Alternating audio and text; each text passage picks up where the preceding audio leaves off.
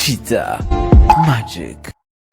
Reka gusuhuze gwifurize kumererwa neza, ikaze kuri CHiTA MAGiC. Nizere komeze fresh aho uri mu bihugu bitandukanye, ariko mbanze mpe ikaze abantu batureba bareba ibiganiro byacu cyangwa se bumva inkuru tubagezaho umunsi ku munsi, bari mu Rwanda, abari muri East Africa, Nairobi Kenya, mu Bujumbura mu Burundi, Uganda Kampala n'ahandi hose hasigaye, ariko by'umwihariko aba diaspora, hari abameti b'Abanyarwanda n'Abarundi bari kuri iki kiganiro cyangwa se Umunyarwanda n'Umutanzania cyangwa Umugande n'Umunyarwanda, ariko bari muri diaspora, abantu baba bari hanze mu migabane itandukanye, Hope, Amerika, badukurikira umunsi ku munsi. Ikaze muri iki kiganiro, nizere ko mumeze neza, gahunda zanyu, ibyo muteganya biri kugenda neza. Twatangiye icyumweru gishya, twatangiye ikindi cyumweru, weekend nizere ko yari nziza kuri mwebwe, aho muba muri cyangwa se wari muri transit ava mu gihugu kimwe yerekeza mu kindi. Twasuye wa mukobwa mwiza mwikundira, Fosete turaje yasetse amaso aragenda, Fosete zikaza yitwa umwari Patience Rusaro. Ikaze mu kiganiro. Abakoze cyane. Umeze neza umwari? Meze neza cyane. Uracyari umwari? Yego. Umwari bisobanuye iki? Uzahora ndiwe. Uzahora? Ndi umwari. Ariko habaho umwari hakabaho n'umutegarugori. Ariko ntabwo bikuraho kuba warabaye umwari. Yego. Umwari rero ni umuntu umeze ati, atandukaniye na nyampinga. Umuntu utarashaka. Umukobwa utarashaka. Umukobwa utarashaka umugabo. Ubu ntawe ufite. Uko mbitekereza. Ubu ngubu ntawe ufite. Ndashaka shaka. Ntabwo ndashaka. Umugabo. Umugabo mfite. Rahira. Yego. Ndacyari ingaragu. Ibyo wambwiye warambeshyaga se? Ko twenda kujya mu Mutara. Nyine ariko igihe ntabwo kiragera. Ariko arahari nyine. Kunambeshye. Nta mugabo mfite. Uhugeze gute? Ntabwo tuzajya yose gusaba no gukwa. Tuzajya ariko ntabwo nabikubwiye yuko ntabwo ari vuba. Umeze neza se? Biragenda? Cyane. Kashi Kigali ziri kuboneka? Gake gake. Gake gake. Kubera iki gake gake? Amafaranga yarabuze. Ese nukurikira abajene bose ngo amafaranga yarabuze. Niba ari tutazi kuyashaka neza, niba ariyo yabuze nyine simbizi, ariko ntayo tubona.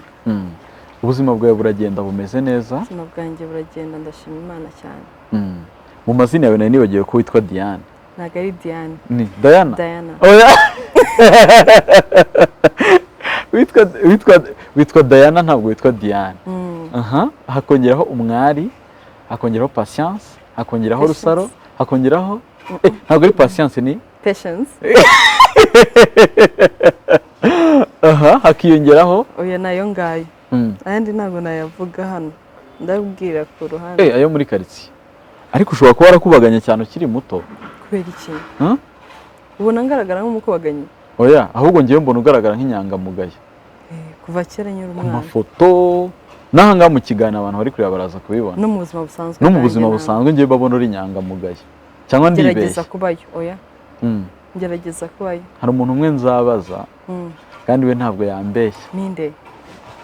Yagiye. Dore ngi uri hariya hepfo. Uriya wendaza uri wambaye jumper ya orange, ndaza kumubaza. Kuko mu bantu mwakundanye niwe wenyine ngewe nawe tuziranye. N'ubu tugikundana. N'ubu tugikundana.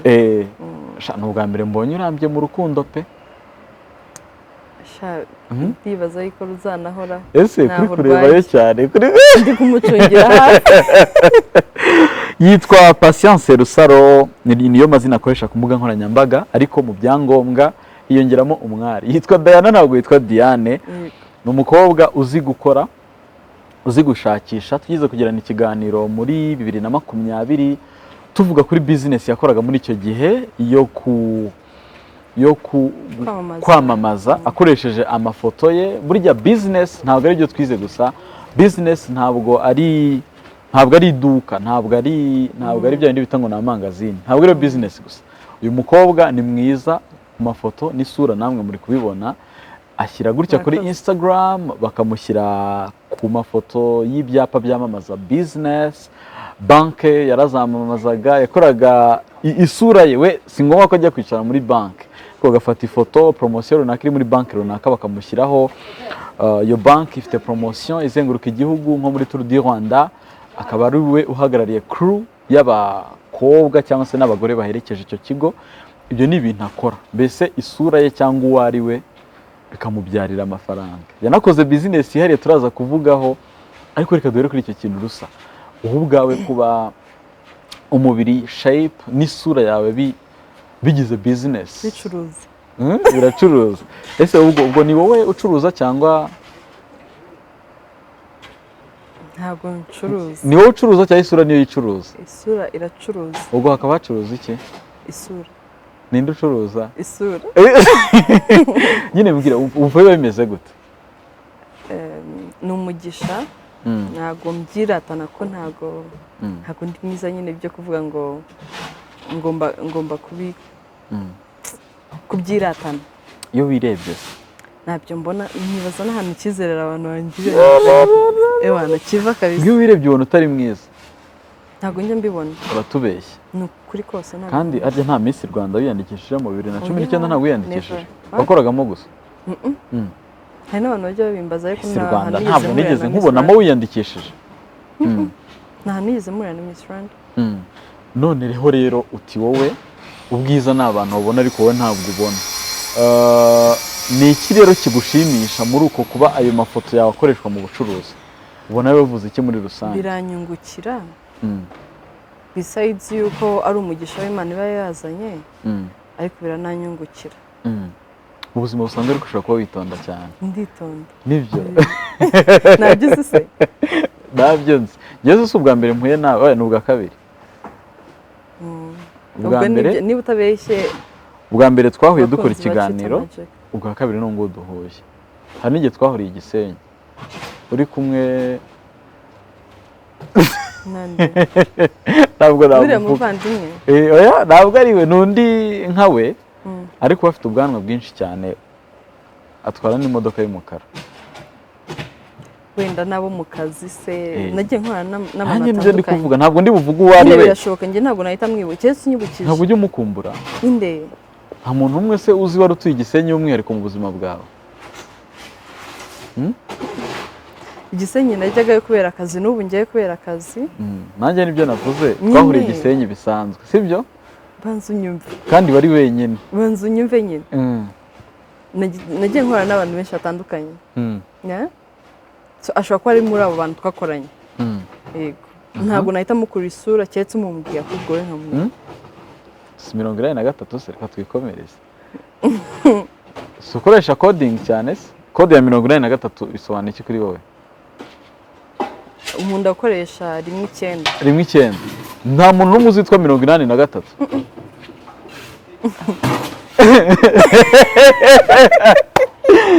Rusa, twabwanye ko muri iki kiganiro tutaza kuvuga amabanga cyane cyane ayawe.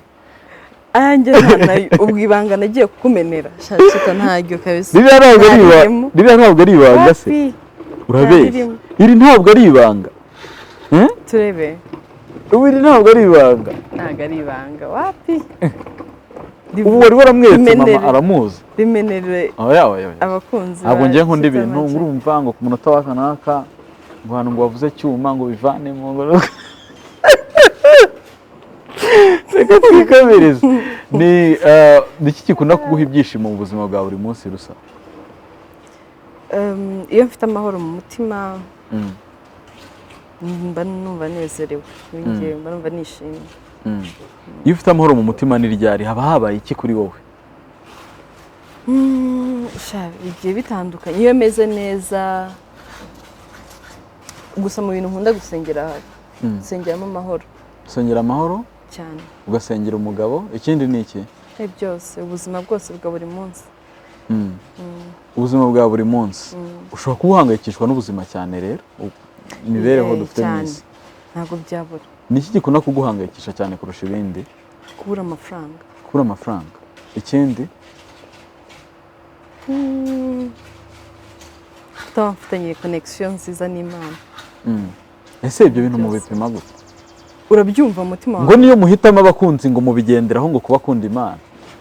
Ahubwo uranze ukabaza Imana. Ukabikwemerera niba ari we. Ntabwo abajije Imana. Urabeshya. Ariko uri umukatolike we ntabwo umaze gukundana n'abasore bangahe kugira ngo numve niba kuko neza kubisa amashyi hari abandi uzi ngenzi batatu nashaka kumva niba urenze uwo mubare ubu n'uvuga ngo bose wabajije Imana bande nakundanye n'umwe mbaza Imana wowe wemera no ikibazo rero bareba ibiganiro harimo n'abareba stati zanjye babiri muri bo bareba stati zanjye kwakose ci karabaye bande harimo wa wundi nakubwiye mbere ninde umunyamakuru njyewe ejo ndera gupostinza ashyiraho umutima bintera ubwoba nkundana n'umunyamakuru nze mukwereka kandi vugisha ukuri channel ntabwo ndayivuga hano ariko abantu bazi ukuri uyu nguyu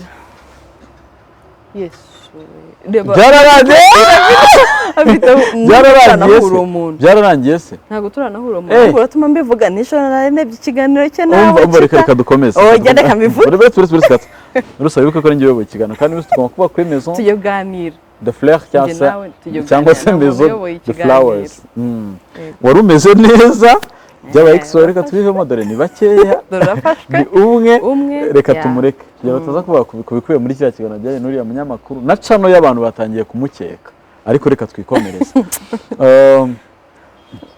kutishimye suze ko ufite amahoro wishima suze ko ufite amafaranga so umeze neza ndarakara mu maguruka ngende ntabwo njye mbikuziho mu bantu nzi batagira amahane ubamo mu bantu batagira amahane nzi ubamo kwa kundi umuntu arakazwa n'ubusa kwa kundi umuntu aba afite nk'akadefu nyine yumva wamureba cyane uko umuntu arimo arareba si ibi n'ibi nk'uko Honorine afite urumva ugize gutya rero nyuma y'ibihe byose wabaye mu zindi business nyuma y'igihe cyose wabaye mu zindi business ukorana n'abantu ubafasha igihe kiragera ushinga business yawe bavuga uti nyuma y'amashuri n'ibindi byose na opportunities umuntu yagize ukeneye address ya business aribwo wakoraga business ijyanye n'ubwiza n'ubundi ijyanye indabo utanga mu bukwe indabo utanga ku minsi y'urukundo nka Saint Valentin n'indi minsi cyangwa se indabo n'undi ni nk'ikimenyetso cy'urukundo ariko ndavuga ku bazikunda business y'indabo yaje gute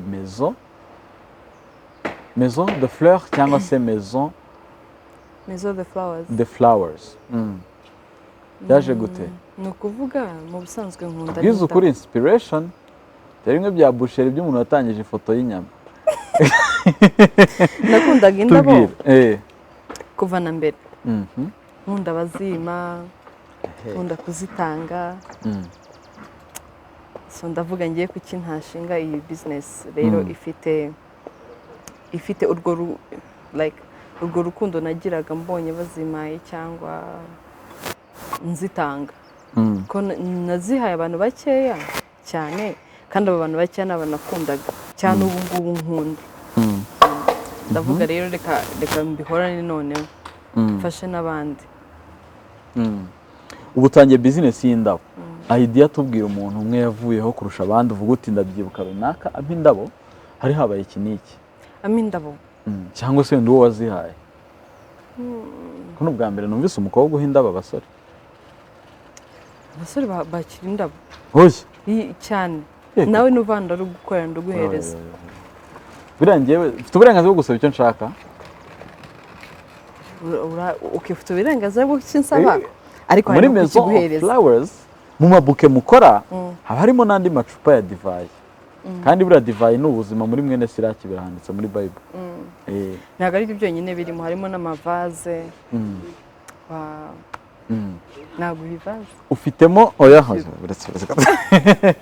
ngewe urampa divayi ko buriya divayi ni ubuzima nubihakana umbwire mbikwereke muri Bible byanditsemo wambwiye iyo ukunda ntabwo irimo oya irimo wisubiye ngewe nkunda utuntu turi sweet kuko buriya ntabwo nsanzwe nk'inzoga ariko kubera ari wowe nayemera ntabwo hano itarimo inzoga nazo urazifite ibyo ngibyo nibyo bwemera hanyuma ururabo uraruha umukameramani kuko we buriya nta kibazo ku ndabo ikibazo ni ukurumuhereza akajya kuruhereza abandi nka Honorine iyo muhaye ururabo ahita ajyana indabo mu bagabo mbivuge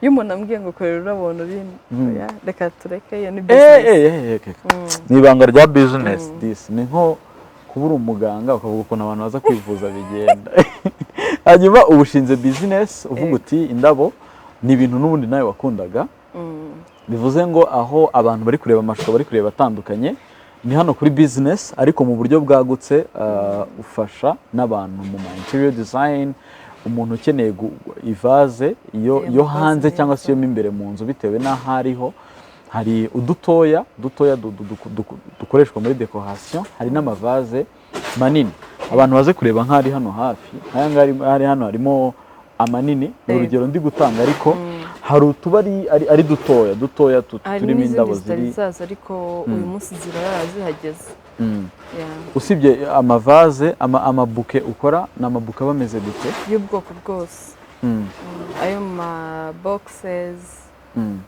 amabuke asanzwe yo mu ntoki harimo ubwoko bugiye butandukanye baza kureba kuri page ya Instagram bazibonamo turaza kubana nimero ku bantu bakeneye gukora reservation hari ururabo umugeni afata mu bukwe rurimo indabo nyinshi zimeze ukuntu zira nazo ngira ngo murazigira ku munsi w'ubukwe n'urwo muri civile nazo murazigira kwa kundi umusore kuri graduation y'umukunzi we akaba yamushyira ururabo ibyo byose nabyo urabikora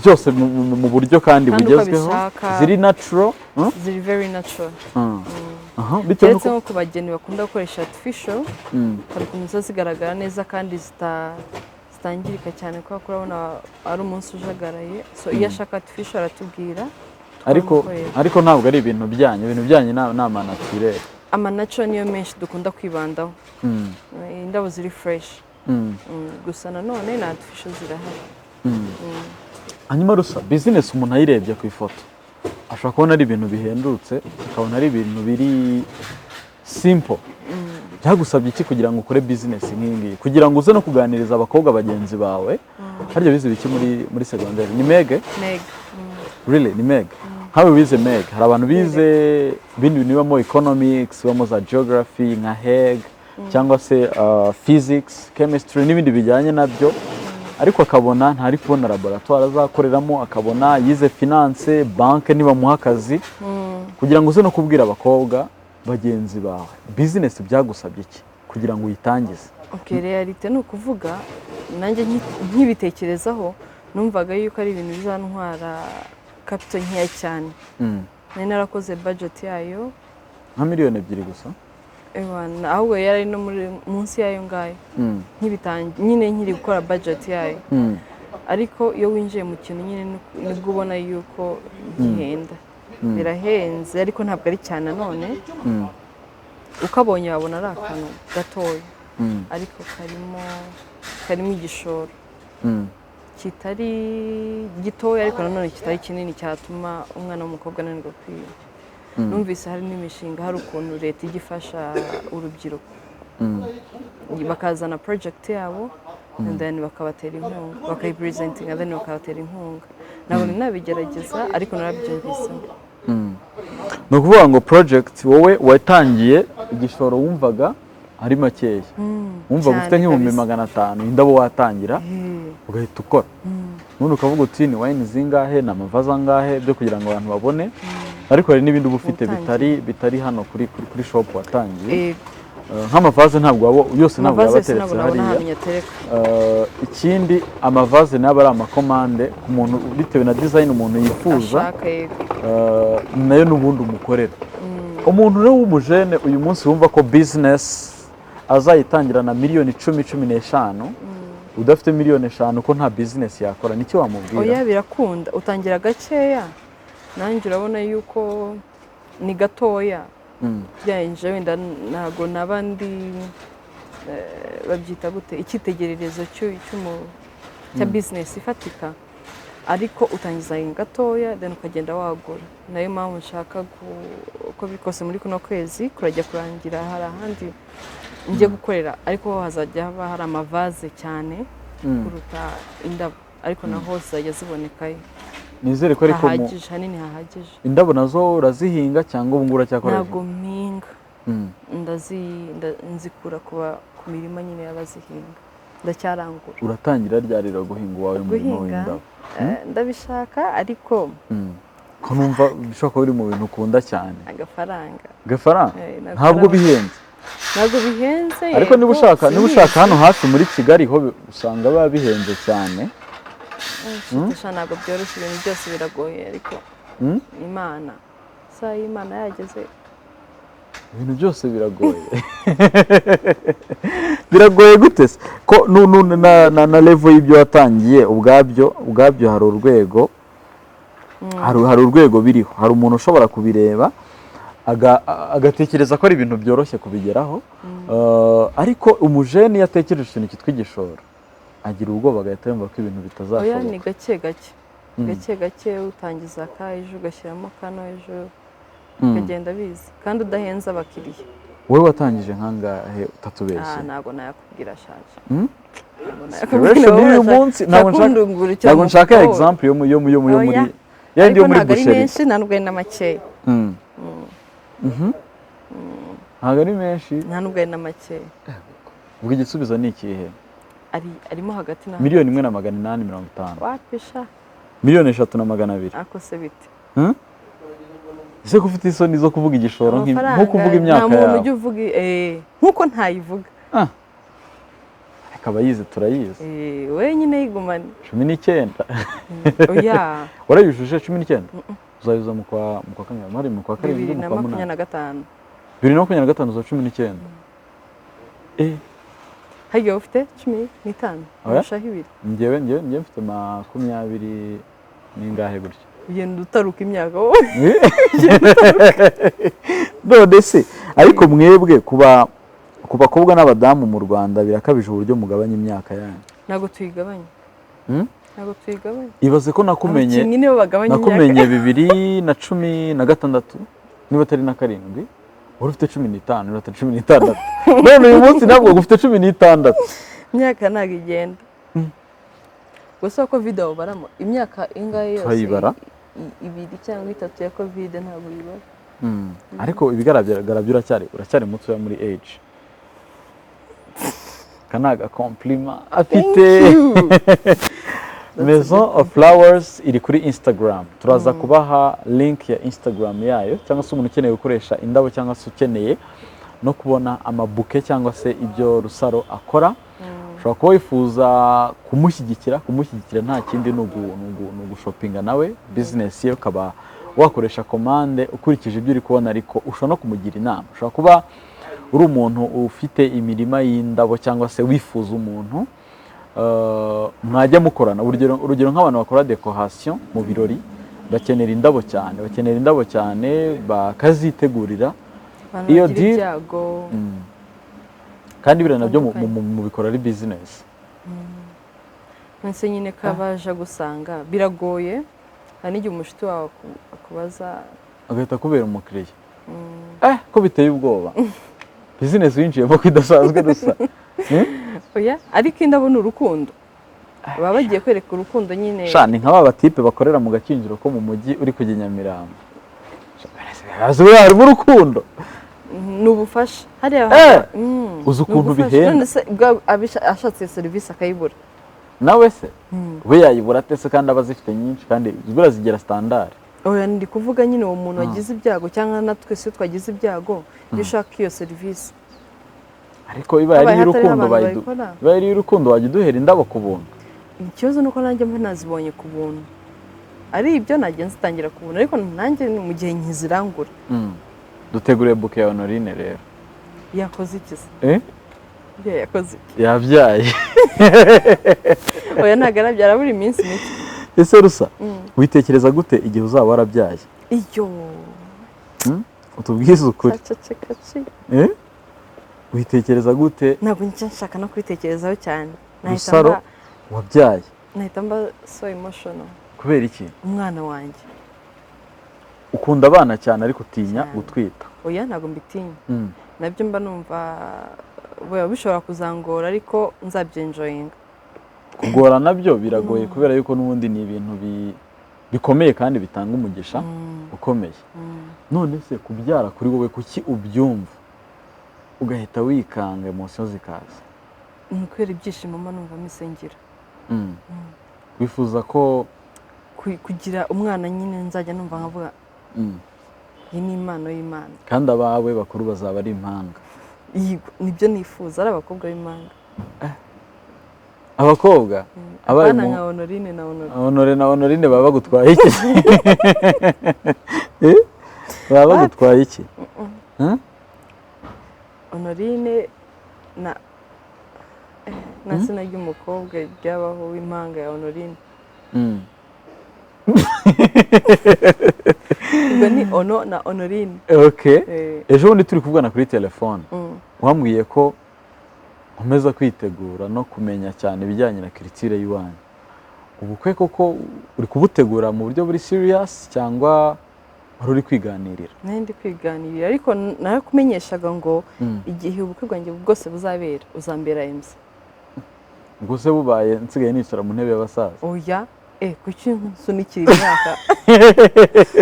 Cyumva nsunikira imyaka. Wasaga intebe y'abasaza nzayigeramo vuba ahangaha. Oya, nawe cya 20 wowe urashaka guhita usaza. 20 nzaza umwaka utaha azaba asigaye imyaka 15. Oya, 15 nzaba narashatse. 15. Nabyaye naruzuku. Wifuza nk'umusore umeze gute? W'Imana izampereza. Uw'Imana? Izama. Kandi ngo abasore urabasengera wowe ngo n'Imana ngo urayibwira? Ubwo ibyo bintu bibaho birashoboka? Uwo ushaka no wifuza no wandemeye abari buze. Nikubwira Imana mu isengesho. Ntago najya kuvuga ngo wa wundi ngo siko ntabwo ariko yari ameze koko.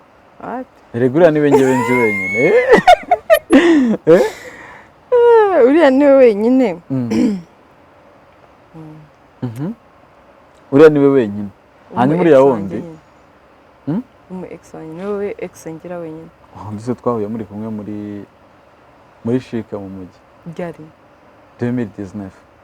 Nyine icyo gihe ariko nuko twara nuriya bitarakunze oya si wowe wundi se n'ubundi uri kumbaza wundi abandi ni inshuti zanjye ni basaza banjye n'abantu benshi. Cyuma ni musaza wawe? Inde Bano muzi Cyuma 83 ngo ni musaza wawe. Honorine ararize we. Gusa wagiye ureka kubeshya. Cyuma ntabwo ari musaza wawe. Kiganiro tugisubiremo tugitaye. Basaza bawe turabazi. Honore se? Honore wenda yaba musaza wawe. Aniseti ni musaza wawe. Abandi bashobora kuba bamukorana ku kazi. Ariko Cyuma njyewe ndabyemeye ni musaza wawe ariko ntabwo nari mbizi. Erega musaza wawe ntabwo ari umuntu muvukana gusa. Aho umuntu umeze gute? Se nka Honore turavukana. Ariko muhuje isano y'amaraso. Muhuje isano y'ubushuti bwakuze bukaba ubuvandimwe. Ariko iyo amaraso nayo irashoboka mukaba wenda mwaranywanye nk'uko byahozeho mu muco. Ntabwo kunywanya nabikibaho. Amaraso nyine Ese nabyizera. Musigaye mubigenza gute se? Ni kumvikana hagati yanyu. None se mbwira best friend mu Kinyarwanda ni iki? Inshuti magara niko mbitekereza. Inshuti kurutira izindi. None se mubu ufite rero ba best friends bawe ubona ko ari inshuti magara kurikije uko witabwaho nuko ubitaho ubona ari inshuti magara? Yego. Nge ntabwo nkeneye yuko okay biba bikenewe birancanze kabisa kubigusobanurira ariko icyo mbahereza n'icyo bampereza mba numva nyine bihura. None se iyo uri mu rukundo ni iki kikuryohera? Ni iki gituma na business uza kuri Maison of Flowers uri muri mood nziza? Uzikumva ko hari umuntu ukwitayeho niyo waba uri mu kazi. Ariko rusa afite mama wawe nyine mbanza unyumve ikintu ndi gusobanurira nk'iyo nje mu kazi nka saa sita nkajya kubona nkabona Honorine arabamagaye. Oya ntabwo ari byo. Honorine ni umukunzi wawe. Oya ndi kuvuga umukunzi wanjye none se ntabwo ari inshuti yanjye. Oya ntabwo ari byo ntabwo icyo ndi kuvuga. Ndi kuvuga umukunzi nyine umuntu mukundana nyine bitari byo kuvuga ngo umuntu n'umukopine. Nta kintu yongera cyane. Neza umukopine mpinga nzima se umukopine wawe. Yego. None se ubu bimeze nk'uko umusaza wa Honorine bimeze n'ahantu bitandukanye uburyo bakwitaho burangana n'ibyo Honore yatubwiye nawe urabihamya ko ari byo cyane. iki kiganiro ntabwo ndagishobora iki kiganiro ushakira go none se ni ibiki nk'abakopine bawe cyangwa se abakobwa muri rusange bishimira mu rukundo ku buryo wowe ari ibintu ubona bidakwiriye bishimira cyangwa se bavuga ko ari byo biryoshye urukundo?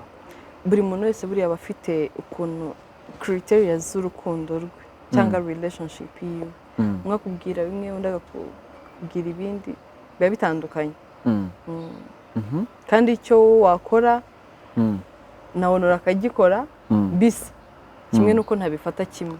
None se ntabifata nko gusigara inyuma imico abandi bagezeho abandi bakobwa ukumva wowe habe na gakeya ntabwo bifata nk'uwasigaye inyuma? Wapi, ntabwo ngendera mu KiGALi kubera iki? Byanjye nibiza bizaza.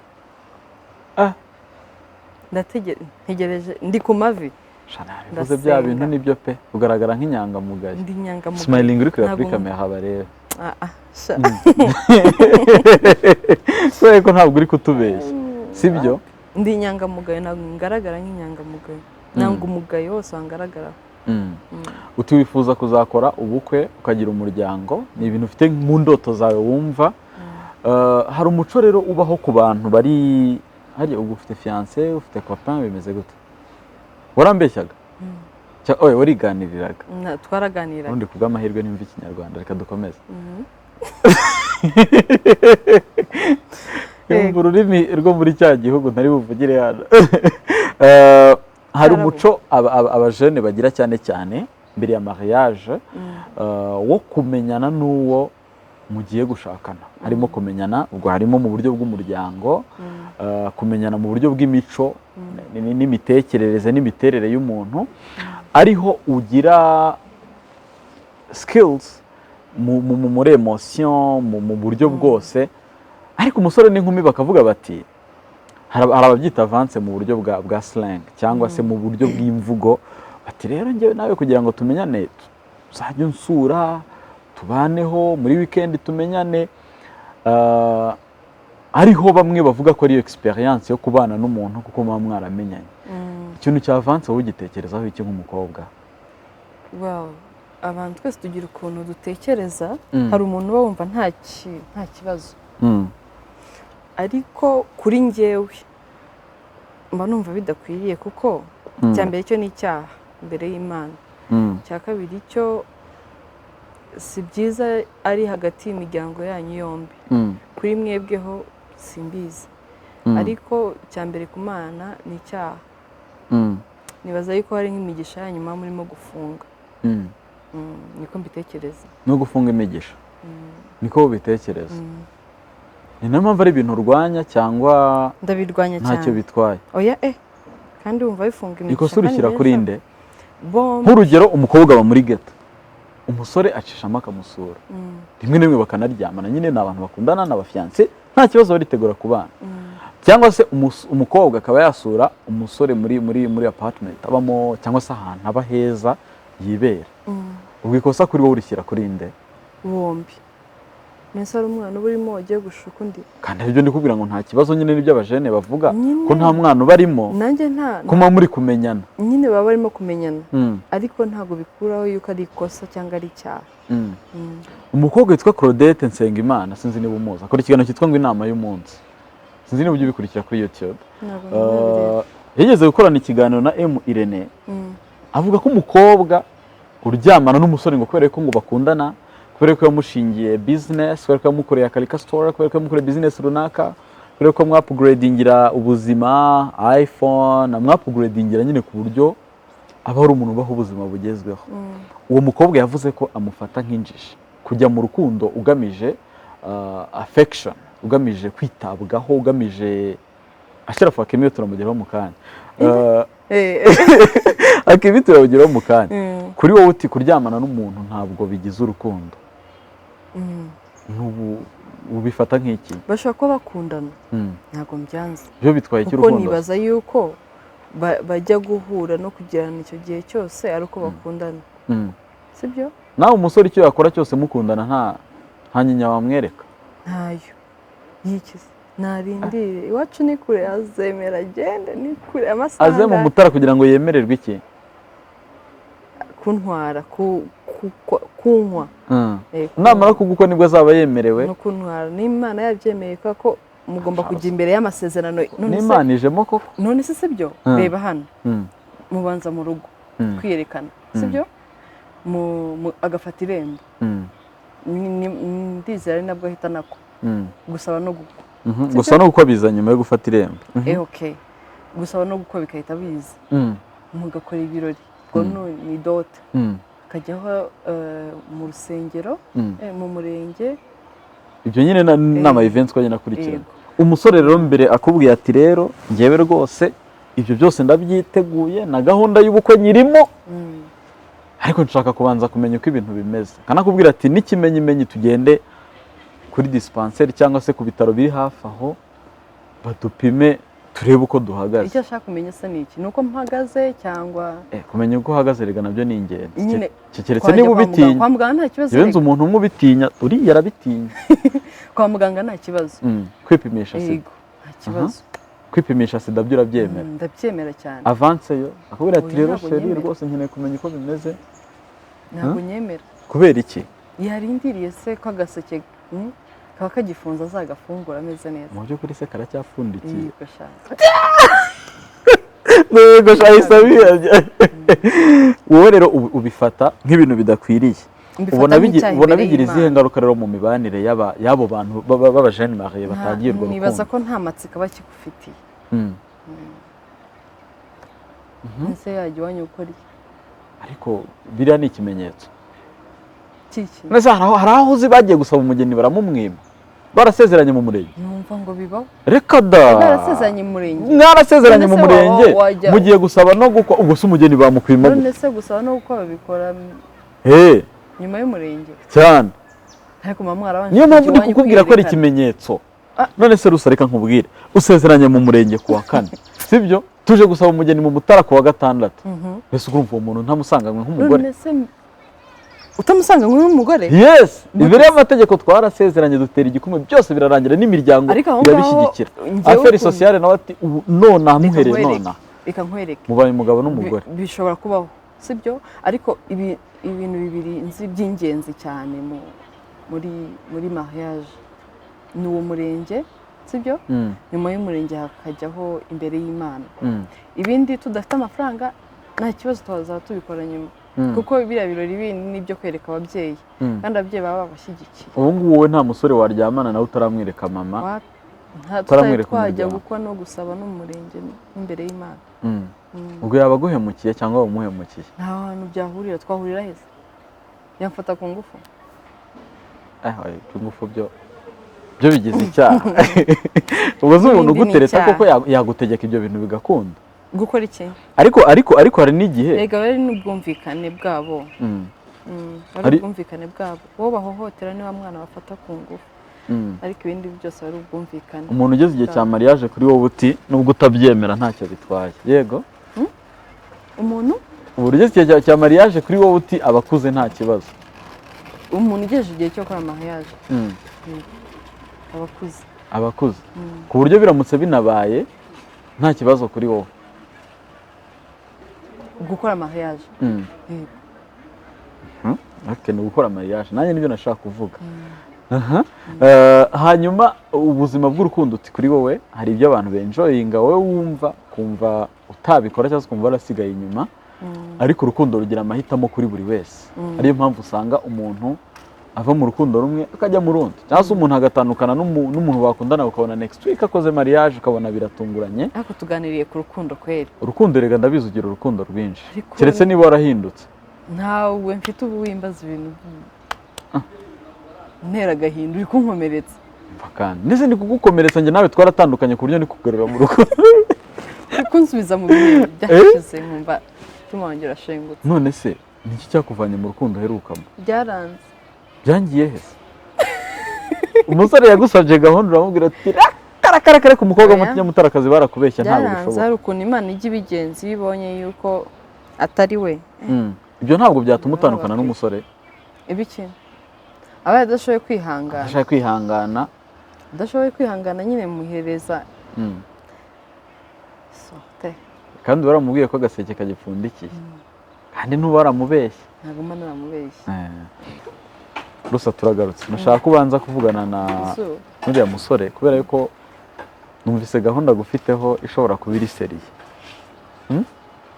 n'umukiriya ashana amafaranga kimwe nuko ushobora gusanga ashaka biriya bintu tumaze kuvuga oya ni amafaranga arimo arinjira n'umukiriya umukiriya mu buhe buryo se wa Maison de Flowers Maison de Flowers nari nkubaje umuntu ukeneye gukorana namwe rero yakubona gute address hari iri physical hari iri online umuntu mbese yifuza gukorana na Rusaro cyangwa yifuza gukoresha commande y'ururabo cyangwa se nk'abagabo ntabwo nshobora guha indabo mugenzi wanjye ariko nshobora kubanyura nkamugura icupa rya wine kubera ko nzi ko ayikunda cyangwa se nkagura champagne cyangwa se whisky nazo urazigira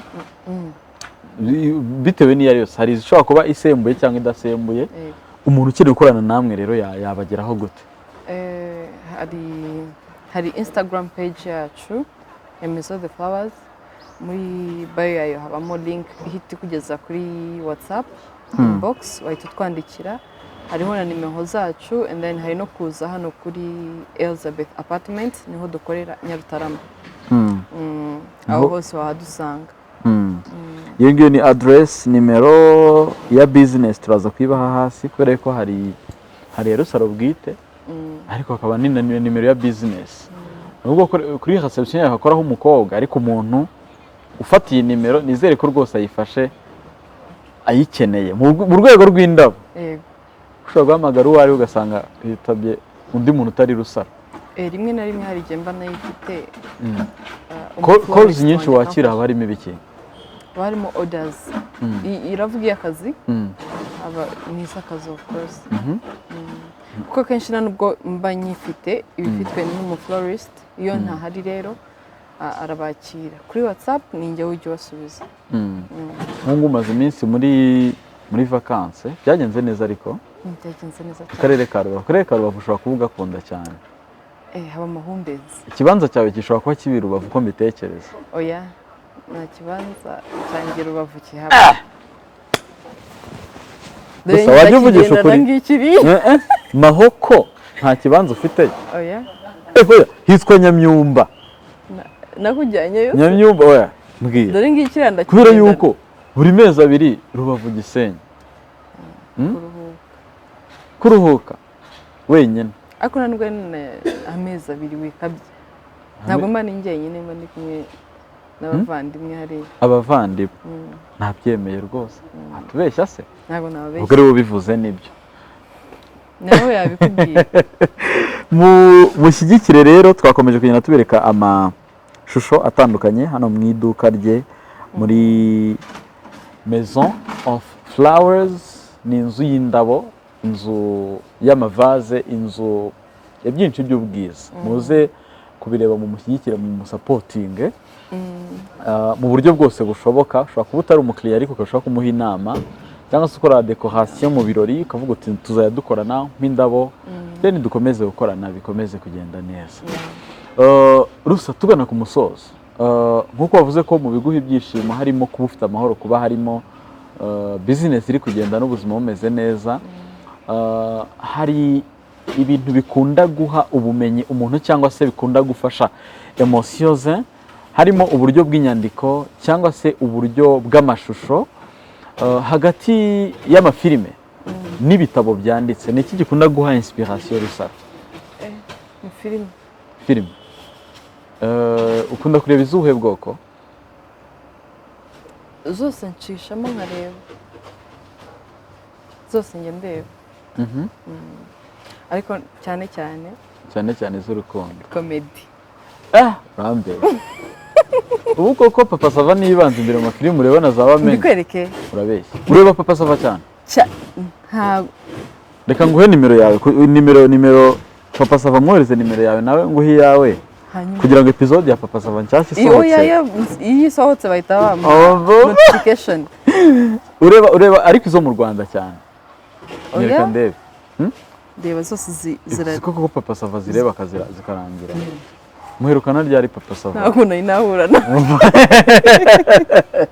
wowe muherukana ni bamenya ayiwe nawe ntabwo ndahura nawe ukunda kureba amafilime ari muri genre ya comedy iz'igifaransa iz'icyongereza izihe cyane cyane iz'icyongereza hanyuma ibitabo byo ntabwo ari ibintu byawe byarananiye filime y'urukundo wicuza kuba wararebye ni iyihe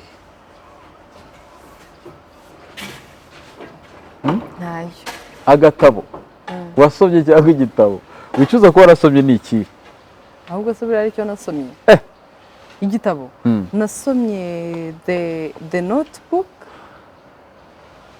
nari nabanje kureba movie yayo and then nza gusoma igitabo cyayo ariko ni nziza bivuga ku ki ku rukundo rumeze gute se bazajya kubireba reka nze ndebe wasanga ari za filime Honorine akunda kureba Honorine izo areba ntabwo nazishobora ni zihe notebook movie yakozwe muri 2004 ni kera cyane the notebook niyo uheruka ntabwo ariyo mperuka ahubwo niyo movie nasomeye igitabo niyo wasomeye igitabo nta gitabo wigeze usoma gatabo wasomye ukicuza ukavuga uti ibi bintu sinari nkwiriye kubimenya mbwira abantu bakuri iki kiganiro rero Patience Rusaro ni influencer ni brand promoter mugende mumukurikire kuri Instagram wandike ngo Patience Rusaro urahita ubona konti iri official n'amafoto ye urahita umubona n'ibintu turi kuganira uyu mukobwa rero akaba ari inkotanyi cyane hariya niyo mpamvu bishyizeho tatuwaje y'inkotanyi nta tatuwaje ngira Honorine nibyo tatuwaje arayisibishije umuntu wishyizeho inkotanyi cyane turamuzi yitwa Angelina Cyuzuzo we inkotanyi imwanditse hafi aho ngaho nugera kuri Instagram ya Patience Rusaro uhite ukanda follow ku bantu bakeneye umuntu wamamaza business zabo ufite nka brand amavuta bya bindi bikeneye umukobwa mwiza ugaragara kuri cover ya brand yawe muvugishe naguhenda ubimbaze ukeneye mu buryo bw'igihe kirekire cyangwa se mu gihe gitoya ukeneye mu gihe gitoya cyangwa se igihe kirekire muri brand yawe arakwamamariza kandi bigende neza rusa tugana ku musozo ubuzima bw'ubukumi ubamo harya ntabwo uri inkumi uri umwari uri inkumi uri nyampinga ku myaka ufite nyayo ntuyitubwire ko ntabwo wayivuga kuri televiziyo ndabizi ni iki ubuzima bwakwigishije nk'umukobwa wasangiza abantu bari kukureba none aha ngaha bwanyigishije gusenga mbere y'ikintu cyose no kugira icyo nkora bwanyigishije gusenga no kubaha no guca bugufi no gukora no kuba inyangamugayo ni ibiki byakubayeho mu buzima wicuza kuba byarakubayeho cyangwa se wicuza kuba warabikoze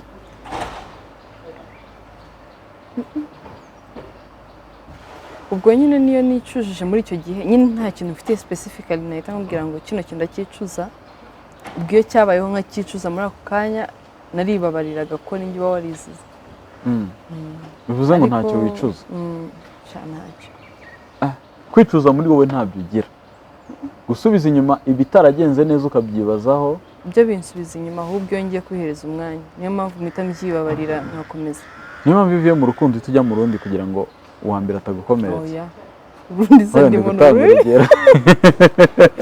ndi gutanga urugero wapi kandi bavuze ko ngo umusore wakunda agomba kuba akunda Imana akunda gusenga ikindi Imana ikaba ariyo yamuguhaye mu isengesho ko wizera ibintu birimo ibidasanzwe wizera ibintu birimo ibidasanzwe gukunda Imana gusa ariko umusore ashobora kwishushanya akakwereka ko agukunze uko biri kose umuntu yakishushanya ndabyemera ariko Imana ntabwo yagushushanya niyo mpamvu nanjye musabira Imana ikabanza ikavuga ati yego Imana izabigufashemo amen ariko bivuganye amaganya no kwihera nuko nabonye inkundo zo muri iki gihe cyane cyane iyo zijemo social media cyane usanga zisubiza inyuma umuntu kurusha kubaza rukundo nyine ibyo byakuzanyemo rwaba rujya imbere kubera inshuti kubera social media buriya mu rukundo ntabwo ari nziza nese social media n'urukundo bihurira he social media hari abantu bagira urukundo rwo kuri social media agakundana na mugenzi we kuri social media kugira ngo abantu bamubone gusa ariko muri we bitamurimo. Ibyo nanone ni amafuti bose urumva umuntu waba yifitiye ntago aba ari seri.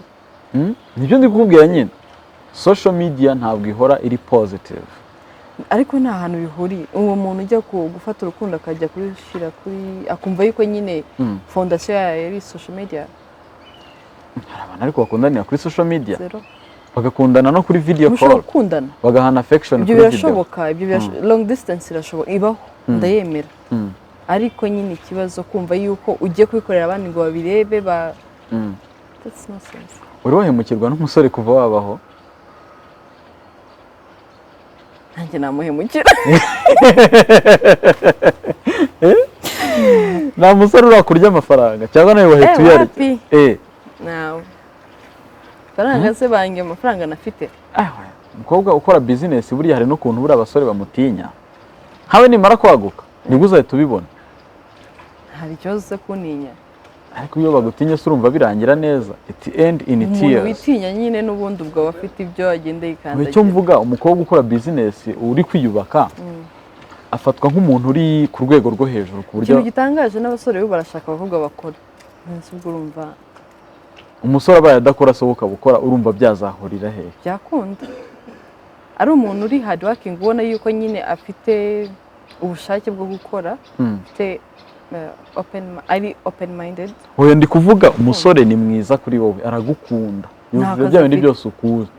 Nta kazi afite ni n'umunebwe ariko wowe urakora. Hari icyo byabigutwaye? Nta kintu byabintwaye. Akwitaho aragukunda agufata neza ari romantic. Nta kintu byantwara. Nge namurera. Mwamurera. Sharuso nyamara ushaka kuzirongora. Najya mutwara for shopping. Numva urundi ngo nukurongora. Najya mutwara for shopping. Nyine ibyo ubona abakobwa bandi bakorera abahungu nanjye nayo. Ntago ari ngombwa yuko abakobwa ari twe bikorera gusa. Ku buryo ushobora gukunda umusore ukajya umuha amafaranga ukamwitaho ukamushopingira ukamusohokana akajya kumuhindurira imisatsi guhindura imisatsi nyine ubona ukogosha n'ibyo byose. Yego ntabikora. Ngiye se kuki nashima yuko babinkorera ngiye ntabikorera undi. Ngabo binkorera ushaka kogosha sano nkoreshamo imisatsi urayizi. Amza the champion ni unyogosha gusaza gusaza birasaza bijya he? Wewe turakundana se? Turakundana. Ese wavuze ko ngo wabikorera umuntu dukundana. None se mbwira ukundanye n'umusore ugasanga yakoze iriya deal ya Ashraf Hakimi. Umusore muri kwitegura kubana sibyo umusore w'fiance ugasanga imitungo yose yanditse kuri nyina. Ugasanga inzu yakweretse ngo yubatse ugasanga imirima yakweretse ibintu yakubwiye akora. Ugasanga oya ukabimenya bigutunguye nk'umuntu ariko se sheri nibi ushaka kumenya ibyo ari. Akabona icyangombwa cy'ubutaka cyanditseho nyina. Atarabimbwiye nyine. Uwo musore wakubyemera mugakomeza mukabana. Amazi impamvu yameze niyo yatuma afata umwanzuro. Oya yabera kubwiye ko ari umutungo we ariko ugasanga ntawe yagaburiye byanditseho. Yambwiye nyine impamvu uko yabinsobanurira n'ibyo byampereza imbaraga zo gukomeza cyangwa kubireka. Abenshi b'igitsina gabo bafashe Ashraf Hakimi nk'intwari. Nawe kuri wowe ni intwari. Ubu nawe urumva wabikora rero. Oya. None mbwira ni intwari kuri wowe. Buriya aba afite impamvu. Ni nziza se? Impamvu ye ntabwo ukuntu yasohotse mu rukiko yishimye. Nyine impamvu ye na match ya Paris Saint-Germain yabaye muri weekend. Paris Saint-Germain yarinjiye abafana barahaguruka. Ubundi se ntabwo wabonaga urukundo agirana na mama we. Ariko yaratsinda akajya kumusoma. Ariko ntabwo ari ntabwo ari byo gutese. Reka nkugire inama rero. Hari umukobwa uza afite target yo kugira ngo nyuma y'imyaka runaka azakurangiza dukore divorce. Nawe rero niba ubizi. Ibyo nibyo bishobora kuba bigutera ubwoba rero kujya muri mariage. Ibyama divorce wowe. Njyewe nabwiye yuko umuntu wanjye Imana izaba yavuze. Reka nkugire inama rero kugira ngo uyizere umusore muzakundana muzashakana. Kuko nzaba ndiye musi wawe mu bukwe kiriya kibanza ufite kinyandikisheho. Sibyo? Uraba wizigamiye. Hanyuma naguhemukira ubaze ngo ikibanza cyawe. Ari indi system dusigaye tubigenzamo. Ni iyihe? Nako nayikubwira rwose nye kubwiye akazareba ikiganiro. Nezo nizo bari kukireba. Ariko nyine impamvu mba nagutekerejeho bro umuntu utumva ikinyarwanda aha niba musemurira baramubeshya cyata. reka tugane ku musozo dushimire abantu bakurikiye ikiganiro dushyigikire uyu mukobwa wacu abantu muri hanze y'u Rwanda by'umwihariko uyu mukobwa wacu witwa umwari Diana Rusaro Patience mumushyigikire kandi birakwiriye kuba yarakoze business ibintu bikomeye cyane n'abakiriya banjye cyane kuba nawe ubwe yiberamo akavuga ati ngomba kwiga uko bikora. Rusa uyu ni umwanya wo gusuhuza rero inshuti n'abavandimwe ngo uhaye umunota umwe suhuza abantu bari kukureba barimo bari mu Rwanda n'abari hanze y'u Rwanda dusoza ikiganiro. Ndasuhuza abantu bakurikira CHiTA MAGiC. Nawe ndagusuhuza CHiTA MAGiC. Merci beaucoup. Nanjye ndakwikiriye. Abari hanze y'igihugu n'abari mu gihugu abari mu nkengero z'igihugu bose turabasuhuza. Harya niwe bucura? Wewe ntacyo wadufasha komeza. Happy nta kintu kiri hano ariko onurine na honore. Kubijyanye n'imvura ntacyo wadufasha. Onurine na honore wadufasha. Hanyuma wandusuhuza ni bande nk'abantu bari muri Europe b'inshuti zawe ni bande? Pesa ndabafite na. Niyo nana bafite sinibuka amazina yabo. Ariko ziko utarajya mu rukundo rwa long distance koko. Ubwiwe n'ikiza. Ubwiwe n'iki? Sambwe koko ndanye n'umuntu umwe se. Nyine erega nta gukundana erega hari gukundana hari no kugira aba ex. Ese mbwira umu ex kuri wowe ni muntu ki we? Ayi ndagukubita wowe icyo kiga tuzakora muri part 2. Numva ngo habaho ngo umukunzi ngo bari F and forget. Bisobanura? F friend and forget. Ntabyo waruzi? That friend. No, it's a friend only and then you forget. Friend. Yes. Forget the friend. Nyine inshuti mu binshuti bisanzwe nyine mu hanyuma uhita umwibagiwe. F and Gasi ubwo bushuti bwabugamije. I forget. Reka dushimire abantu mwakurikiye ikiganiro. Thank you so much. This is CHiTA MAGiC. Igikurikiyeho it's one and only Maison of Flowers. Bararikiye partie ya kabiri. Suhuza. Hari abantu bagiye gusuhuza. Wari wibagiwe kandi bavuze ko abantu b'Iburayi babibagiwe. Ntago ari ab'Iburayi. Nabo wenda bakuru. Ibaze ko utasuhuje mama wawe. Uzi ko mama wareba ibiganiro byanjye nawe. Ndabizi cyane. Ibaze ko utasuhuje papa wanjye. Papa wawe. Ibaze ko utasuhuje Pamela. Umuryango wanjye basi. Pamela ko utamusuhuje. Pamela. Harya kandi iwanyu ni wowe mukuru. Inde? Wowe. Ninjye oya. Ndi hagati. Ndatangatanzwe nka. Nawe reka dusoze Rusa. Sibyo byiza? Nyine reka mansuhuza. Urabona ko ushaka gusuhuza mu mvura se? Nta mvura. Kutari bucura ngo hari icyo uri bukemure. Nari nibagiye gusuhuza abakiriya banjye. Kabisa asante sana. Abakiriya ba Maison of Flowers. Yeah. Mwese mugira ibihe byiza. Byiza ndabakunda kandi buri gihe nongera gukunda gukora order zanyu. Kadushimire mwe mwakuri iki kiganiro rero. Naho ubutaha, this is CHiTA MAGiC. CHiTA MAGiC.